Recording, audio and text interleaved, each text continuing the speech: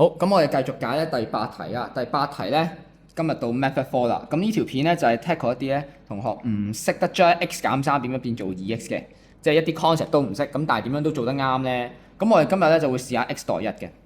咁可唔可以代其他數，例如0咧？咁啊0就避免啦，因為如果你代0嘅話，A、B、C 三個答案咧都會出負8。咁所以今日要代一啲 x 咧係分辨到 A、B、C、D 嘅。咁我哋今日揀1。咁代完之後，我哋撳下 A、B、C、D， 代完1之後係乜嘢？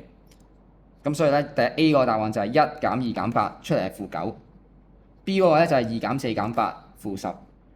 C 嗰個咧就係4減4減8，負8。而 D 嗰個咧就係4減28加40，出嚟就係16，正16。好，咁而如果我哋代 x 對於1嘅話，對於 f of 2x 嚟講係咩嚟咧？當你代1嘅話，就即係計緊 f of 2。好啦，咁然後下一個問題就係我哋要諗啦。如果我哋今日係計到 f of 2啊嘛，我點樣將 f of x 減3可以變到成 f of 2呢？咁個問題就好簡單啦，就即係括弧入邊嘅要一樣，所以 x 減3要等於2，咁 x 等於5。我哋將 x 等於5咧代翻落去 x square 減8x 加7嗰度，咁啊睇下對應翻咧究竟今日係 A、B、C、D 邊一個答案？咁我代5入去咯喎。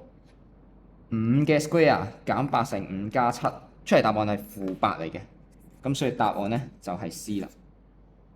咁但係其實你問我咧，撳機都係好複雜嘅，我強烈建議大家咧都要咧去學識翻 method 1、2、3咧，其實有啲 concept 咧，你點樣都會快少少嘅。如果純淨係得技巧咧，其實係好辛苦嘅都做得。